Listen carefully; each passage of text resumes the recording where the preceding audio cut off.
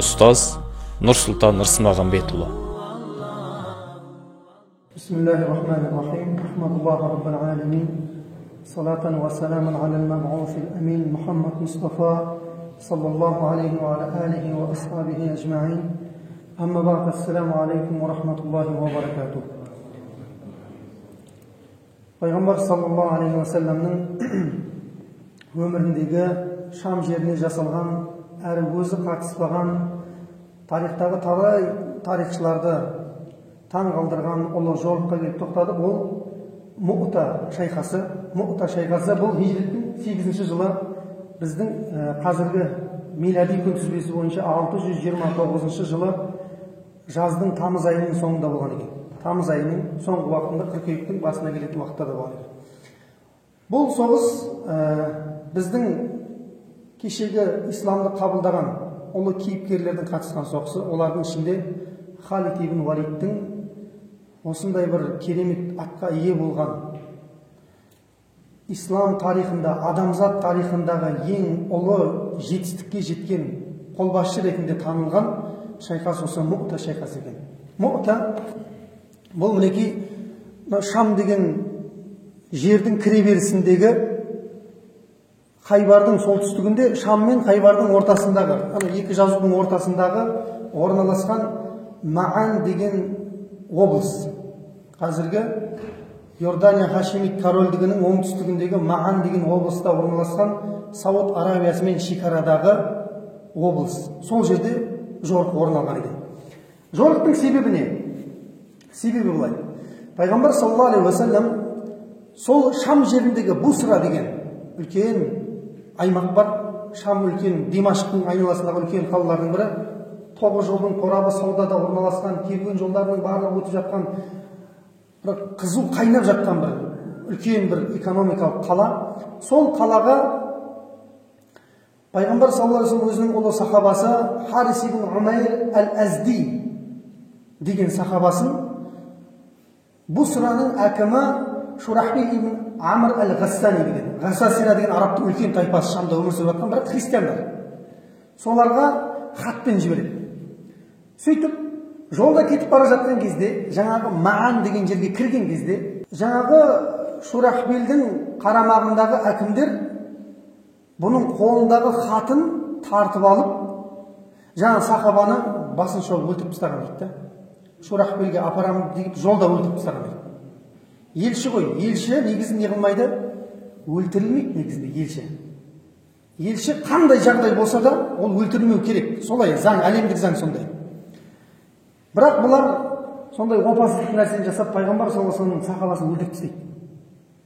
Енді оны естігеннен кейін Пайғамбар саллаллаху алейхи ва саллям қоя ма сол нәрсені? Жоқ, айттық өткен сабақта да. Пайғамбар саллаллаху алейхи ва саллям өзінің бір сахабасы үшін болса да, әлемнің түкпір-түкпіріне баруға дайын еді дейді. Оның үстіне елші өлтірілгеннен кейін ол екі есе болады, олардың несі, жазасы. Осылайша Мәдинаға бұл хабар жетті. Пайғамбар саллаллаху алейхи ва саллям Шурахбил ибн Амрдың осындай опасыз әрекетіне қатты ашуланды да сахабалардың барлығын жинап кеңес өткізді. Сөйтіп, сахабалардың ішінен іріктеліп 3000 сахаба шықты. 3000 сахаба. 3000 сахабаға Пайғамбар саллаллаху алейхи ва саллям Зайд ибн Хариса деген өзінің ұлы сахабасын басшыға тағайындады. Сендердің бүгін басшыларың деді, Византия империясына қарсы деді. Ол Зайд ибн Хариса болады дейді. Мен айттым өткен сабақта, ол Құран кәрімде Зайд деп аты аталған жалғыз түйір сахаба. Егер де Зайдке бір жағдай бола қалса дейді, ана қараңыздар. Бұлай айтпаған екен Пайғамбар саллаллаху алейхи ва саллям бұрын-соңды. Зайдке бірдеңе бола қалса, онда сендердің қолбасшыларың Джафар ибн Абу Талиб дейді. Джафар кеше Хайбар шайқасында хижреттің 7-ші жылы Эфиопиядан келген, енді келген кез екен. Жасы дәл сол кезде 33 жаста екен Джафар ибн Абу Талиб. Егер Джафарға бірдеңе бола қалса, олай болатын болса, сендердің басшыларың Абдулла ибн Раваха деді. Абдулла ибн Раваха кім? Құдайдың құтты күні екі адам ораза ұстап жүретін еді дейді. Соның біреуі Пайғамбар саллаллаху алейхи ва саллям Абу Дарда деген сахаба айтады мұны. Қолымызды төбеге қойсақ дейді, қолымыз өртеніп кететіндей дейді да күннің ыстығы. Бірақ екі адамның аузы берік дейді. Біреуі Пайғамбар саллаллаху алейхи ва саллям, екіншісі Абдулла ибн Раваха. Кешегі ана Қағбаның айналасында жүріп өлең айтып жүрген. Сол сахаба сендердің ана екеуіне бірдеңе бола қалса осы басшыларың болады дейді. Демек пайғамбар саллаллаху алейхи вассалам бұл айтуының себебі бар ғой, бұлар үшеуі де шахид болады деген сөз ғой. Ал егер де Абдулла ибн Рауахаға бірдеңе бола қалса деді, онда өздерін сайлап алыңдар дейді. Мінеки бұл сөзбен үшеуінің де кететіндігін пайғамбар саллаллаху алейхи вассалам сөзінің астына ишара берді дейді. Енді жіберіп барады, пайғамбар саллаллаху алейхи вассалам айтты дейді ғой, сендер барғаннан кейін соғысты бірден бастамаңдар дейді. Бірінші оларға исламды түсіндіріңдер дейді. Барып, бірінші ана сахабаны өлтіріп тастап тұр, сонда да барып сендер бірінші кек алмай тұрып оларды исламға шақырыңдар дейді. Егер де қабылдамай жатса, теріс бұрылып жатса, онда олармен соғысыңдар, қарттарына, жас балаларына, әйелдеріне тиіспеңдер дейді. Ғибадатханада отырғандарға тиіспеңдер. Және үйлерді өртемеңдер, талдарды шаппаңдар дейді пайғамбар саллаллаху алейхи вассалам. Сендерге қарсы келгендермен ғана шайқасыңдар дейді. Осылайша кетті. Мәдинадан шығып бара жатқан кезде Абдулла ибн Рауаха, жаңағы ұлы сахаба радиаллаху анху, сол жылады дейді ғой. Сонда жылаған кезде енді ойлайды ғой, қорқып тұрсың ба деген сияқты. Сол келіп айтты дейді, аманшылық па Абдулла, қорқып тұрсың ба әлде баруға соғысқа деп. Сонда Абдулла ибн Рауаха радиаллаху анху айтты дейді, ешқандай қорқып тұрған жоқпын дейді. Менің бұл дүниеге деген сүйіспеншілігім қалмаған дейді. Өйткені мен Раббыма ғашық адаммын дейді. Мен кездескім келіп бара жатыр дейді. Бірақ мен Алла тағаланың Мәриям сүресінің 71-ші аятында айтқан аяттан қорқам дейді. Ол күні оған бармайтын ешкім болмайды деген аяттан. Яғни тозақтың жанынан өтпейтін ешкім болмайды. Бұл Раббыңнан шешілген шешім осындай деген аятты естіген кезде дейді, мен сол нәрседен ғана қорқып жылап тұрмын дейді. Бірақ маған бұл дүниенің ешқандай қадір қасиеті жоқ дейді. Раббымның алдында, Раббыма деген махаббаттың алдында бұл дүниенің маған ешқандай қадір қасиеті жоқ дейді. Сонда сахабалар, жаңа Мәдинада қалып жатқан сахабалар айтты дейді, ой Абдулла, қаймықпа, қайғырма, Алла сендерге амандық берсін дейді. Алла сендерге амандық берсін, Алла сендерді қорғауын алсын, Алла сендерді аман есен отбасыларымен қауыштырсын деп жаңағыдай жұбату сөздерін айтып, осылай сахабалар шығарып салды дейді. Сол жаңа Абдулла ибн Рауаха ана Шамға барғанға дейін аузын бекітіп барды дейді ғой, субханалла. Аузын бекітіп барды дейді, жаңағы Муъта жеріне барғанға дейін. Сол жерге жеткеннен кейін ана жақтан жиналып жатқан әскердің саны, енді ғалымдар екі түрлі көзқарас айтады. Ең сенімді көзқарас бұл 200 мың деп айтады. Имам Уақиди деген исламның тарихшысы бар, ол 250 мыңға жуық деп айтады. Ана 50 мың түрмедегі зындандағылар екен. Соларды әкеліп мәжбүрлеп әкелген дейді. Енді не болса да, сенімділігімен ала берейік 200 мың деп. 100 мың Шам жеріндегі арабтың Ғасасина, Жүзам, Ләхім деген тайпаларынан шықты дейді жаңағы. Арабтың өздері. 100 мың анақтан келді дейді. Жоғарыдан Византия империясынан келді дейді. Геракл, Цезармен бірге келді дейді олар. Сонымен саны не болды дейді? 200 мың болды дейді ғой. 200 мың болған кезде мына жақтан келе жатқан сахабалардың саны 3-ақ мың. 200 мыңды кеше бөлдік 3 мыңға. 66-дан келеді екен адам басына. Өткен сабақта айтқан бір сахаба 66 адаммен қырылу керек екен да.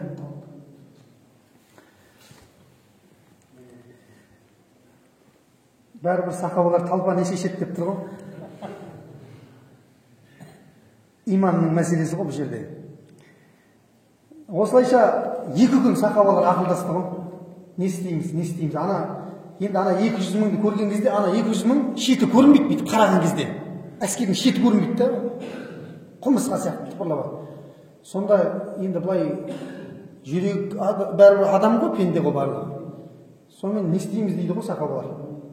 Пайғамбар саллаллаху алейхи уассаламға хат жазып жібереміз ба? Бізге қосымша күш келсін, мынадай әскер күткен жоқпыз біз дейді. Болмаса басқа бір әрекетке көшейік дейді сахабалар айтады. Сонда жаңағы Абдулла ибн Рауаха тағы шығады ғой. Радиаллаху анху. Ей мұсылмандар дейді. Сендер өздерің мынау айтып тұрған нәрселерің дейді, келіп тұрған нәрселеріңе қарама-қайшы ғой дейді. Не әңгіме айтып жатсыңдар дейді. Баста шыққан кезде осындай хат жазу үшін шықтыңдар ма пайғамбар саллаллаху алейхи вассаламға? Барғаннан кейін әскер мынадай болса көмек сұраймыз деп шықтыңдар ма? Әлде шахидтікті аңсап шықтыңдар ма дейді. Мен аңсап шықтым, ұмытып қалдыңдар ма неге келгендеріңді дейді Абдулла ибн Рауаха радиаллаху анху. Естеріңде болсын дейді, біз адамның санымен соғыспаймыз дейді. Біз адамның санымен соғыспаймыз дейді. Аятта айтады ғой Алла Тағала, қаншама көп адамдардың үстінен аз адамдар, аз топтар жеңіске жеткен дейді. Алла Тағаланың несімен? Рұқсатымен. Алла сабырлармен бірге дейді. Аятта осы айтады. Біз санмен соғыспаймыз дейді. Бізде екі ақ нұсқа бар дейді. Не жеңіс дейді, не шахада дейді, шахид дейді. Болды. Үшінші нұсқаны айтпаңдар дейді. Абдулла ибн Раваха радиаллаху анху. Соңғы шешім осы кісінің сөзімен алынған екен. Демек біз қаламыз осы жерде деді. 3000 осы жерде қаламыз деді. Осылайша жайлап жаңағы Цезарға қарай сахабалар жылжи бастады. Мына жақтан 100.000-ді Цезар бастап келе жатса, Херакл, мына жақтан 100.000-ді Мәлик ибн Рафиля деген кісі бастап келе жатқан. Ажал арабтар ғой өздерінің, Шамның арабтары. Сөйтіп барлығы жиналды. Пайғамбар саллаллаху алейхи вассаламның сүйікті сахабасы, сүйікті деп неге айтып жатырмын? Барлық мұсылманның жүрегінде, сахабаның жүрегінде пайғамбарға деген махаббат бар, дұрыс па? Ал пайғамбардың жүрегінде ерекше махаббат бар екен, ол кімге? Зайд ибн Харисаға екен. Сондықтан ол пайғамбардың сүйіктісі деген атаққа ие болған екен. Сол сахаба радиаллаху анху туды алды да сахабаларға уағыз насихат айтты. Сөйтті де соғыс басталды ғой. 200.000 мен 3.000 соғысы басталды. Соғыс басталған кезде түскі уақытқа дейін соғысты дейді сахабалар. Түскі уақытта ұшып келген бір найзаның оғы Жафарға тиіп кетті. Кімге? Зайд ибн Харисаға тиді дейді. Зайд ибн Харисаға найза тиді де қадалып құлады дейді сол жерде. Сонымен радиаллаху анху құлап бара жатқан кезде оның қолындағы туды кім алды? Екінші жаңа пайғамбар саллаллаху алейхи айтқан Жафар ибн Абу Талиб алды. Алидің ағасы ғой, туған ағасы Али радиаллаху анху. Қолына ұстады да соғысты ары қарай. Соғыста тудың құлауы ол жеңілу деген белгі. Ана туды ұстап алды да жаңа Жафар соғысқа қайтадан кіріп кетті, жалғасты. Сонда соғысып жатқан кезде атынан түсуге тура келді дейді Жафар ибн Абу Талиб. Атынан түсті. Атынан түскен кезде біреу келді де, ірі бір римдік бір әскер келді де ту тұрған қолынан шықты дейді ғой, иықтан тұсынан. Қол шабып, құлап бара жатқан қолды туғымен қосып ұстап алды дейді. Ана қол былай қысылып қалған туға ше, өзінің қолымен қосып өзінің туды ұстап алды дейді. Мына сол қолға. Бір кезде жаңағы сол қолдан шапты дейді. Екі қолдан айырылып қалды. Сонымен не істеді? Төсімен, мойнымен қысты дейді. Жаңағы нені туды құлатпау керек қой барынша. Сөйтіп тұрған кезде бел ортасынан шапты дейді. Жафар ибн Абу Талиб радиаллаху анху. Сонда бел ортасынан шауып тастаған дейді. Ана жауызды қарасаңшы, римдік әскерлерді. Шабылып екіге бөлініп жатқан Жафарға келіп, 50 жерден найза тыққан дейді. 50 жерден өліп мәйт қой. 50 жерден найза тыққан дейді. Тіпті кейін сахабалар санаған кезде дейді, басы мен төсінің арасынан 40 жебе тапқан дейді. 40 жебе қадал бар дейді. Бірде-бір жебе арқасынан қадалмаған дейді, алдынан қадалған дейді. Сөйтті де сол жерде Жафар құлап бара жатқан кезде үшінші кім? Абдулла ибн Раваха радиаллаху анху. Сахабалар бар ғой, біз айтады, Абдулланың аузын әрең аштырдық дейді ғой. Абдулла, аузыңды ашпасаң болмайды, сен мынау ертең күш қалмай қалады сенде деп ше. Сонымен Жафар өлді деген хабар келген кезде бұл сол қасқа жеп атқан, енді жеп атқан бір көсетіна бір тілім ет екен жаңағы. Енді аузына салған кезде Жафар өлді дейді. Жаңағы етті жей алмастан тастады да бірден туға қарай жүгірді дейді. Туды барып алды. Туды алған кезде Абдулла ибн Раваханы да не істеді дейді? Қылышпен түйреп өлтірді дейді. Жаңағы византиялық әскер. Сонымен үшеуінен де ту кеткен кезде, үшеуі де шахид болып кетті.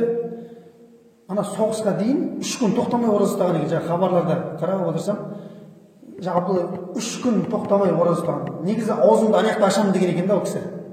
Бірақ оған жаңағыдай, сен басшысың ғой, сен ертең әлсіз болмауың керек деп сахабалар әрең көндіріп аузына тамақ тыққан екен да. Үшеуі де кетті ғой. Енді не істейміз?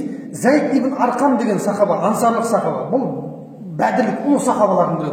Сол келді туды дереу қолына алды. Туды алды да, уа мұсылмандар жамағаты, қолбасшы керек деді ғой. Қолбасшы. Сонда айтты, сен бізге қолбасшысың деді. Жоқ, мен сендерге қолбасшы бола алмаймын деді. Бірақ менен де абзал жан сендерге қолбасшы болуға лайық, келісесіңдер ма деп. Сенің бұйрығың неге келісеміз дейді, тағайындауыңа. Онда бүгін Халид ибн Валид сендердің қолбасшыларың болады дейді. Радиаллаху анху. Халид ибн Валид қолына туды алды дейді. Халид біріншінде қайтарды дейді. Жоқ, сен маған қарағанда исламды бұрын қабылдаған адамсың ғой дейді. Жоқ дейді, сен осы іске лайықтысың ей Халид дейді, радиаллаху анху. Сонда пайғамбар саллаллаху алейхи уассалам қаяқта отыр? Мәдинада мешітте отыр пайғамбар саллаллаху алейхи уассалам. Сахабалар, Мәдинада қалған сахабалар мешітте пайғамбар саллаллаху алейхи алдында осылай отыр. Сонда пайғамбар саллаллаху алейхи айтты, Зайд ибн Хариса өлді деді де жылады дейді. Зайд ибн Хариса шахид болды дейді. Сөйтті де жылады дейді. Сахабалар ағылда тегіл жылады дейді. Бір кезде Жафар өлді дейді де шахид болды дейді. Пайғамбар саллаллаху алейхи Жафарды одан сайын қатты жылады. Жафар екеуі бір-біріне қатты ұқсайтын кісілер. Пайғамбар саллаллаху алейхи ең қатты ұқсайтын кісі Жафар ибн Абу Талиб болған. Жафар кетті деді, шахид болды деді. Сөйтті де сәл үнсіз отырды да Абдулла ибн Раваха кетті деді, пайғамбар саллаллаху алейхи шахид болды деді. Сахабалар мына естіп отқан нәрсенің барлығынан егілде тегіл жылап отыр барлығы, бірақ не істей алады? Отыр барлығы бірге. Бір кезде пайғамбар саллаллаху алейхи үндемей қалды дейді. Олардың үшеуі де жәннатқа кетті дейді пайғамбар саллаллаху алейхи. Тіпті дейді, Жафар ибн Абу Талибке Алла тағала жәннатта ұшатын қос қанат берді дейді. Періштелермен бірге жәннаттың қалаған жағынан кіріп шығады дейді Жафар ибн Абу Талиб радиаллаху анху. Сол қос қанатты деген атаққа ие болған екен жаңағы Жафар ибн Абу Талиб. Бір кезде пайғамбар саллаллаху алейхи уассалам үндемей қалды да, дәл қазір туды деп Алланың сынбайтын қылыштарының бір қылышы алды деді ғой. Алланың сынбайтын қылыштарынан бір қылышы алды дейді. Демек, кім ол? Халид ибн Валид екен радиаллаху анху. Кеше мен айттым, Халид ибн Валид радиаллаху анху 101 жорыққа барған. 101 жорық, бір рет жеңілмеген ғой. Бір ретте жеңілмеген. Неге? Өйткені ол Алланың қылышы. Алланың қылышы соғыста не істейді дейді? Сынбай деген. Тіпті өлетін кезде Халид ибн Валид төсегінде жатып өлген ғой. Сонда айтады, өзі жылап жатыр Халид ибн Валид. Хаймс деген Сирияның қаласында. Жылап жатып айтады, менің денемде дейді, мына алақандай сау жер жоқ дейді да. Тілім, құлақта, мұрында, бетте, ерін Халид ибн Валидтің денесінде сау жер жоқ екен. Өйткені ол әрдайым шахид боламын деп кіреді, болмай қалады екен. Сонда бірақ енді мен жатысымды қарасайшы дейді да. Жатысымды қарасам, есек сияқты төсегінде өліп жатқан есектер сияқты. Еркектердің өлімі емес мынау дейді. Сонда Абу Дарда деген сахаба келіп айтады, ей Халид дейді, олай деп айтпа сен дейді. Өйткені сен Алланың сынбайтын қылыштарының бір қылышысың дейді. Егер сен соғыста жеңілетін болсаң, бүкіл Алланың дұшпандары, пайғамбардың дұшпандары не деп айтады? Көрдіңдер ма, пайғамбарлардың өтірікші сендердің деп айтады дейді. Алланың қылышы соғыста сынбайды, оны ешкім сындыра алмайды, ол осылай төсегінде өледі деп айтқан екен. Міне Халид ибн Валид Алланың сынбайтын қылыштарының бір қылышы. Демек, одан кейінде нелер болған екен? Қолбасшылар болған Алланың сынбайтын қылыштары. Соның біреуі кім деп айтады? Салахуддин Аюби деп айтады. Салахуддин Аюби де жеңілмеген екен өмірде. Енді ондай нелер көп ислам тарихында қолбасшылар. Соның мынау басшысы осы кісі ғой. Халид ибн Валид радиаллаху анху. Пайғамбар саллаллаху алейхи Алланың сынбайтын қылыштарының бір қылышы алды деді ғой. Сол кезде Халид ибн Валид радиаллаху анху дереу сахабаларға мәжлис ұйымдастырды. Сәл шегіндірді де, дәл бұлай соғыс жалғаса беретін болса дейді, біз мына жерде барлығымыз қырып қаламыз дейді. Енді бізге жаңа бір тактика керек, соғыстың тактикасы. Сөйтеді де оң тарапта соғыс отқандар бар ғой. Сендер дейді, оң тараптағылар, сол тараптарға шығыңдар дейді. Сол тараптағылар оңға шығыңдар дейді. Алдағылар артқа барыңдар дейді. Арттағылар алдыға келіңдер дейді. Сол шегін жаңағыны ауыстырады да жайлап не істей береді? Артқа қарай шегіне береді Халид ибн Валид. Сонымен соғысқа қайтадан кіреді ғой. Бірақ баяғыға қарағанда не істелінген? Шегініп кеткен мұсылмандар. Соғысқа ертеңіне қайтадан кірген кезде мыналардың алдынан, Византияның алдынан танымайтын бір кісілер келіп шықты дейді. Соғысқа кіреді де сахабалар Халидтің шегініңдер дейді арттан. Сәл шек. Ана византиялықтар қараса, кешегі адамдар жоқ, мынау басқа адамдар дейді. Бұлар оның үстіне артқа қарай шегіп бара жатыр, бізді сахараға қарай тығып барады дейді. Ал сахараға кірсе бұлардың жаны кіреді дейді да, бізді ана жақта күтіп тұрған кім күш бар дейді, келіп жатқан өлтіреді бізді дейді. Ана осындай әңгіме тарап кетеді, жаңағы 200 мың адам 300 мың адамнан қорқып жүреді. Сонымен не істейді, мыналар да шегінеді ғой, 200 мың әскер артқа қарай шегініңдер дейді. Халид ибн Валид те шегіне береді. Сонда Халид ибн Валид шегініп келе жатып, соғыстың үстінде 9 қылышын сындырады ғой жаңағы. Соғыс жақтыңыз бірінші қылыш кетеді, оны тастайды да екінші қылыш салады дейді, ол сынады дейді қолында. Ол тастайды да үшінші қылыш алады дейді, ол сынады, 4 сынады, 5, 6, 7, 8, 9 қылыш сынды дейді. Халид айтады, менің қолымда Муъта шайқасы күні дейді 9 қылышым сынды дейді. Тек қолымдағы емендік бір қылыш қана аман қалды дейді. Сол қылышпен соғысты дейді Халид ибн Валид. Бұл жерде Халид енді не істемеу керек? Ана 3000 сахабаны апарып тықпау керек қой. Былайша айтқанда өлімге алып барып тықпау керек екен да. Ол жерде Халидтің бар мақсаты сахабаларды аман-есен алып шығу керек екен да. Сонда Халид шегіндіріп, радиаллаху анху шегіндіріп артқа шегіп, аналар шегініп келе жатқан сайын одан сайын тырқырап қашты дейді. Жаңа күш бар бұларда деп. Өйткені танымайтын адамдар кездесіп жатыр ғой, араласып кеткен барлығы. Олар қашты дейді, тым-тырақай, сахабалар жайлап шегініп Муътадан шығып кетті дейді. Сөйтті де Мәдинаға қарай келді дейді. Сонда сахабалардың ең сақ соғысқан соғысы Муъта соғысы екен. Өйткені ішінде шахид болған сахабаның саны 12 екен. 200 мың адам жүріп 12 сахабаны өлтірген екен. Олардың үшеуі жаңағы қолбасшы сахабалар. Ал ғалымдар айтады, Халидтің қолында 9 қылыш сынған болса дейді, онда византиялықтардың өлген санын айтылмаймыз біз дейді. Бір түйір Халидтің қолында 9 қылыш сынған болса, ол жерде Халид сияқты қаншама сахаба бар дейді. Онда біз олардың саны өкінішке орай белгісіз болып қалған. Византия империясынан өлген, бірақ мұсылмандардан бірнеше есе көп екендігі анық дейді да ол нәрсе. Мінекей осылайша Халид радиаллаху анху аман-есен соғыстан алып шықты да сахабаларды Мәдинаға қарай алып келді ғой.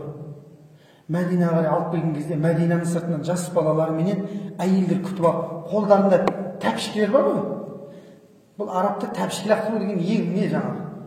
Тәпішкемен ұру құрметсіздіктің ең төменгі дәрежесі. Жас балалар тас лақтырып, әйелдер тәпішке лақтырған екен да. Қашқындар, қорқақтар деп лақтырған екен. Қалайша тіргеп тұрсыңдар сендер деп ше?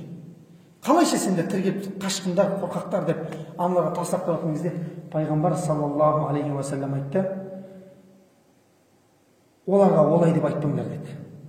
Бұлар қашқындар емес, батырлар деді. Пайғамбар саллаллаху алейхи әрбір сахабасы қымбат екенін білетін еді, аман есен алып келген үшін Халидқа рахмет айтыңдар деді. Радиаллаху анху. Сөйтті де пайғамбар саллаллаху алейхи ва саллям Джафар ибн Абу Талибтің әйел бала шағасын шақырды дейді. Пайғамбар саллаллаху алейхи шақырғаннан кейін бірдеңенің болғандығын біледі бұлар. Алланың елшісі аманшылық па екеуі деп келді дейді. Сөйтіп келген кезде айтты, Алла тағала сенің күйеуіңе шахидтік мәртебесін берді дейді. Оған Алла тағала қос қанат берді дейді жәннатта самғайды. Сонда әйелі жаңағы Асма бинт Умайс деген әйелі радиаллаху анха сахабалардан, әйелдердің сахабалардан және сол жерде жылады дейді ғой, айқайлап. Күйеуің қайтыс болды деген кезде айқайлап жылады. Пайғамбар саллаллаху алейхи ва саллям айтты, тоқтатпаңдар деп айтты. Күйеуінің алдында әйелінің осындай хақысы бар деп айтты. Көп сахабалар неде баяғыда Ухудта да біз өткенбіз. Мусаб ибн Умайрдың әйелі жаңағы күйеуі қайтыс болған кезде жылайды да, оның алдында әкең қайтыс болды деп айтады. Ол Аллаға кетеміз деп айтады. Бауырың қайтыс болды дейді. Біз бәріміз Аллаға кетеміз. Күйеуің қайтыс болды деген кезде ойбайлап жылап жібереді да. Сонда пайғамбар саллаллаху алейхи ва саллям айтады, әйелдің алдында күйеуінің несі бар дейді? Ақысы мен мәртебесі бар дейді. Көрдіңіз бе? Шынымен сондай. Әйелің жаңағы әйел адам әкесіне, бауырына айтпайтын сырын кімге айтады? Күйеуіне айтады ғой. Екеуінің сыры бір, ерлі зайыптың сыры не? Екеуінің арасында ғой. Тіпті әке шешесі білмейтін кейбір нәрселерді екеуі бір-бір біледі да. Көрдіңіз бе? Сондықтан бір-біріне ең жақын адамдар екен бұлар. Міне сол кезде жылады, пайғамбар тоқтатпаңдар деп айтты. Бүгін сендер ол үйге тамақ апарып беріңдер деп айтты дейді сахабаларға. Сөйтті де Жафардың балаларының бетінен сүйіп, шашын тарап, шашынан иіскеп, бірақ енді әкелерің қайтыс болды деп айтқан жоқ та, осылай білдірді дейді пайғамбар саллаллаху алейхи вассалам. 3 күн жылады дейді ғой. Кім әйелі бар ғой, Жафар да. 3 күннен кейін пайғамбар саллаллаху алейхи вассалам келді де, бүгін соңғы күн деп айтты дейді. Бұдан кейін жылау енді жақсы болмайды деп айтты дейді пайғамбар саллаллаху алейхи вассалам. Мінекей осы жаңағы енді әртүрлі отбасы ғой енді. Бұл отбасыға осы нәрсе қатты ауыр тиді. Бұл жорықтан кейін Араб жазирасындағы көптеген тайпалар енді исламды қабылдауға келе жатыр дейді ғой. Исламды қабылдауға келе жатыр. Мынау Мұхаммедтің 3000 әскері деп айтады дейді өздерінің арасында. Қалай 200 000-мен соққан. Ана әңгіме Араб жазирасына тараған кезде жайлап 200 000-ді жайратқан адамдар ертең бізді жоқ қылып жібереді дейді да. Ертерек барайық дейді ғой. Осы соғыстың нәтижесінде қаншама арабтың тайпалары келіп, пайғамбар саллаллаху алейхи вассаламның алдында исламға қабылдаған екен. Солардың ішіндегі ең үлкен тайпа бұл Ғатафан деген тайпа екен. Баяғыда анау Хандақ шайқасында келген 6000-7000 әскермен келген сол Ғатафан руы сол келіп исламды қабылдаған екен. Бұл мұсылмандар үшін ең үлкен жеңіс болды да. Ең үлкен жеңіс болды. Олай күтпеген, бірақ солай жеңіс болды. Міне Алла Тағала осы соғыс арқылы қаншама исламның өркендеуіне септігін тигізді. Мына жерде енді соғыстан алынатын керемет ғибраттар бар. Сол ғибраттардың біріншісі бұл сахабаларға пайғамбар саллаллаху алейхи уассалам жүректеріне сенім салды дейді ғой.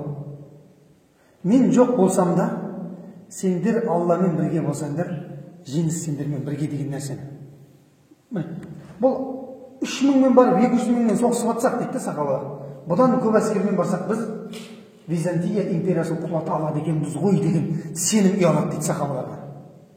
Болады екен ғой бұл нәрсені істеуге деген сияқты бірінші нәрсе алынатын бұл сахабаларға сенім ұялады дейді да. Екіншісі сахабалар бағана анау 200 000 әскерді көрген кезде қайтамыз ба деп айтты ма ішінде біреуі? Айтқан жоқ қой қайтамыз деп. Пайғамбар саллаллаху хат жазамыз ба деп, күш алдырамыз ба деп жаңадан. Бұдан білуге болады дейді. Сахабалардың ешқайсысы не емес дейді. Сахабалардың ешқайсысы мәжбүрлеп соғысқа келмегендігін білуге болады дейді. Олардың шахидтікке деген несі махаббаты сондай, ынтызар, көңілдері сондай дейді. Алла Тағала енді шахидтер пайғамбарлардан кейін екінші орында ғой. Алла Тағала Құранда айтады, оларды өлді демеңдер дейді. Олар тірі, Раббыларының құзырында ризықтандырылуда дейді. Одан кейінгі алынатын үшінші нәрсе жалғыз соғыс екен. Жалғыз ғана соғыс. Алла Тағала көптен хабар берген, пайғамбар саллаллаху алейхи уассалам өзі қатыспаса да айтып өтті ғой. Анау кетті, мынау шахид болды деп пайғамбар саллаллаху алейхи уассалам оқиғаның барлығын айтып өтті. Жалғыз тарихтағы соғыс екен, пайғамбар саллаллаху алейхи уассалам өзі қатыспаса да хабар беріп отырған осы Муъта шайқасы екен. Одан кейінгі алынатын нәрсе, пайғамбар саллаллаху алейхи уассалам өзінің жолдастарының отбасын ешқашан құр тастап қоймаған екен. Бүгін Жафар кетті де, оның отбасына жақсылықпен қарым-қатынаста болыңдар деді. Оларға тамақ апарып беріңдер деді. Енді осы жерде мына доктор Али Саллаби деген кісі осы жерде бірнеше нәрселерді алады. Бұлардың біріншісі өлген мәйіттің артынан жылауға рұқсат екендігін айтады. Дұрыс па? Өлген мәйіттің артынан жылау рұқсат дейді. Бірақ шарты бар дейді. Қандай? Я Құдай, неге алдың деген сөзді айтпастан дейді. Неге олай болды деген тағдырға наразы сөзді айтпастан дейді. Пайғамбар саллаллаху алейхи вассалам хадисінде айтады: "Лайса минна ман латамал худуд ва шаққал жуюб ва да'a би да'вал жахилия" дейді. Бізден емес дейді. Қайғылы хабарды естіген кезде дейді, бетін тырна ұрып дейді да, неге ана жаңағы небір нелер бар ғой, әртістік нелер бар салынатын. Сосын киімін жырту дейді. Қайғының кезінде. Және надандық дәуіріндегідей неге Құдай алдың мен, неге бүйттің деген сияқты сөздерді айту дейді. Бұл бізден емес дейді. Жүрек қынжылады дейді. Адамға ауыр соғады. Көз жасқа толады дейді. Бірақ ауыздан тек Алла разы болатын сөз ғана шығады дейді пайғамбар саллаллаху алейхи вассалам. Жылауға рұқсат етеді, бірақ не? Құдай разы болатын сөздерді ғана айтумен дейді. Ауыр сөздерді айтуға рұқсат етпейді деген шариғат. Одан кейін бұл кісі айтыпты, біздің жердегі керемет нәрсені айтыпты. мәйіт өлген үйден тамақ шығады емес дейді шариғатта. Пайғамбарымыз ишарасын жаңағы сендер тамақ апарып беріңдер, олар қайғыдан қан жұтып жатыр деп айтты дейді. Демек, мәйіт өлген үйден тамақ шығу керек пе екен? Біз жақта атандар, пілдер сойлады ғой. Ойдан көп мал өлікке солып, дұрыс па? Сойылмаса қара қырғын болады. Негізінде ол не екен? Қайғы жұтып жатқан отбасы ол нәрселермен шұғылдануға жайыз емес екен. Керісінше оны айналасындағы, келген туыстарды айналасындағы қабылдау керек екен. Одан кейінгі алынатын нәрсе бұл пайғамбар саллаллаху алейхи уассалам жаңа таңдаған әскерлердің керемет қолбасшылар екендігі және билікке таласу деген нәрсенің болмауы дейді. Жаңа Зейд ибн Арқам туды алды да, разысыңдар ма бір кісіге берсем деді, айтты ғой, мен туды өзім алып жатырмын деді ма? Мен бұған лайықты, мен Бәдірге қатысқанмын, Ухудқа қатысқанмын деп. Жоқ, мен енді лайықты адамға, мінекей, қоғам дейді. Егер өзін қоғамда басшы болатын адам өзін ол жерге лайықты санамаса дейді, ол жерге лайықты адамды сол дұрыс дейді, беруі дейді. Жоқ, мен осы жерге отыруым керек деп қадалып қалмай дейді, ол шаруаны бітіре алмайсың, онда сен ол жерге бармай ақ қой дейді. Міне осыны сахабалардың ісінен алсақ болады дейді. Мінекей осы Муъта шайқасы, осындай қысқаша ғибраттар бар. Енді мына жерде тағы бір Халид ибн Валидке бір сахабалар келіп ауыр сөз айтады, жаңағы түскен олжаны бөлісу мәселесінде. Сонда пайғамбар саллаллаху алейхи Халид ибн Валидті қорғайды. Мен басшы қылып, өздерінің араларында басшы қылдыңдар. Енді сол басшыға маған келіп шағымданасыңдар ма дейді. Сол басшының шешіміне разы болыңдар деп Халидті сол жерде қорғап шығады екен. Сайланған басшыны өздерің сайладыңдар, енді оны жамандамаңдар дейді маған келіп. Пайғамбар Халид ибн Валидті осылайша қорғап шығады екен. Енді мінекей Муъта шайқасы тарихта осындай керемет әсер қалдырған, сахабалардың өміріндегі, ислам тарихындағы, адамзат тарихындағы ең ұлы жорықтардың бірі болды. Сахабаларды апарып өлтіріп жеңу емес. Бұл соғыста айтады Мааракатун маджхула дейді. Бейтарап соғыс дейді. Бейтарап. Екі жақтың да жеңіс. Мына жақ жеңді деп айтпаймыз, мына жақ жеңілді деп айтпаймыз. Бірақ сахабалардың аман қайтуы пайғамбар саллаллаху алейхи вассалам үшін үлкен жеңіс болды және аналардың жүрегіне үлкен қорқыныш болды дейді. 3 мыңмен келіп бізді мынадай қылып жатқан болса, онда бұлар үлкен нәрсемен келетін болса, онда аман бол деп айтты дейді олар. Мінекей осылайша осы жерден тоқтатайық. Ертеңгі сабақта Құдай қаласа Амр ибн Ас, кешегі екінші сахаба бар ғой. Сол кісінің бір қызық керемет оқиғасы бар. Ол кісі де басшы болып барайын деп жатыр бір жерге. Соны иншалла айтамыз. Субханакаллахумма хамдик, ашхаду ан ла илаха илля анта, астағфирук ва атубу илейк. Алла разы болсын.